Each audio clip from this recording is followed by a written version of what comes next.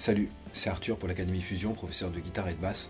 Aujourd'hui, je te propose un tuto sur la création d'accords, et notamment la fabrication de tes voicings. Mais avant d'aller plus loin, je t'invite à mettre un pouce bleu et à t'abonner à la chaîne si tu veux recevoir davantage de tutos sur le jazz, et notamment le jazz fusion. Voilà. Allez, c'est parti. Voilà. Alors pour commencer, un accord, ça démarre à partir de 3 sons.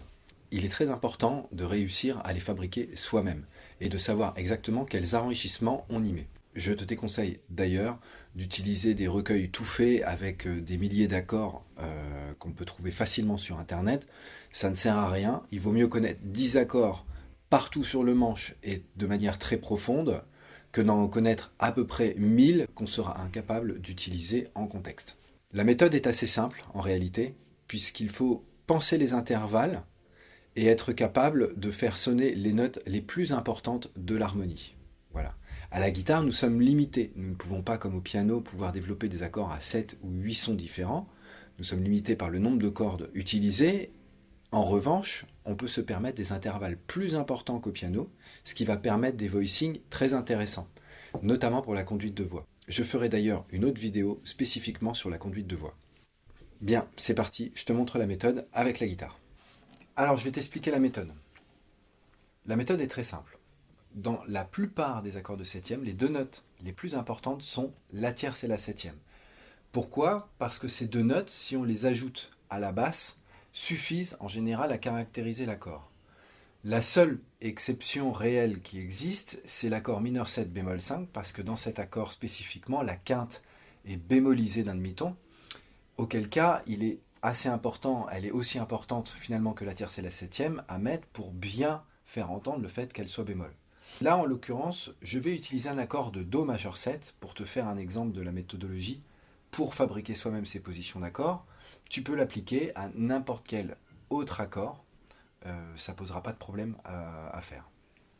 Donc dans mon accord majeur 7, j'ai respectivement comme note à la tierce et à la septième, le Mi et le Si, septième majeur, BK, que je vais pouvoir dispatcher sur deux cordes adjacentes, ou avec une corde d'écart, ou deux cordes d'écart, etc., etc. Finalement, on fait ce qu'on veut.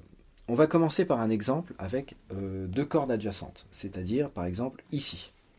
J'ai mon Mi ici, et mon Si là. Et on va considérer que, lorsque l'on joue en groupe, la fondamentale, la basse donc, n'est pas nécessaire, puisque c'est le bassiste, normalement, il faut bien lui donner un peu de boulot, qui doit s'en occuper. Voilà. Donc, on va retirer la fondamentale, et il va nous rester finalement deux cordes supérieures sur lesquelles on peut rajouter ce qu'on veut. Soit des extensions, soit des autres notes déjà de l'accord. Je peux tout à fait doubler ici ma tierce, et rajouter une quinte tout en haut. Ça me donne un accord de Mi mineur. Et si je mets un Do en dessous, bah, Mi mineur sur Do, ça va être Do majeur 7. Ça, bon voilà, c'est une version, on va dire, assez simple.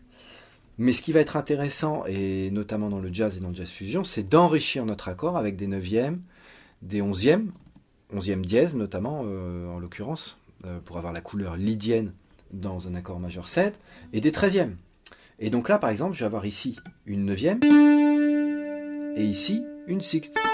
Et si je mets ma basse, mon Do, voilà, j'ai un accord majeur 13 en fait. Voilà. Et cette position-là, du fait que ce soit moi qui l'ai construite, je vais aussi mieux l'intégrer, parce que comme d'habitude dans l'apprentissage, le fait de faire soi-même et de construire soi-même son mode de raisonnement va beaucoup mieux ancrer le savoir dans notre tête. Ça, c'est quand je vais mettre sur deux cordes adjacentes. Voilà. Je peux tout à fait dire, eh ben tiens, par exemple, utilisons une corde à vide. J'ai mon Mi qui est en corde à vide ici, et j'ai mon Si qui est là. J'ai deux cordes à vide. Voilà. Qui vont être respectivement donc la tierce tout en haut, et le Si, la deuxième corde, la septième. Et bah, par exemple, je vais utiliser ma corde de Ré et ma corde de Sol pour y mettre la dièse 11 et la sixte. Très joli accord, très moderne. basse. Voilà, couleur lydienne, très belle. Voilà. Et on voit que là, d'un seul coup, s'ouvre un champ de possibles gigantesque. Le seul intervalle, finalement, qu'il faut éviter, et encore une fois, je mets des guillemets parce que, au contraire, des fois, on aime bien appuyer sur ce qui pourrait passer pour une erreur harmonique, c'est la 9e bémol. C'est par exemple mettre un si à cette hauteur-là et mettre un do à cette hauteur-là dans notre accord. Voilà, cet intervalle, il est un peu indésirable, bien que, par exemple, dans le cadre de l'accord de 7e, des 9e bémol, on en a pas mal. Hein, donc ça peut aussi être une tension très intéressante. Et je mets beaucoup de guillemets à ça, parce que ça peut être aussi un effet assez intéressant à utiliser. Donc voilà, personnellement, moi j'aime bien aussi mettre ce genre de tension parfois dans les morceaux, quoi.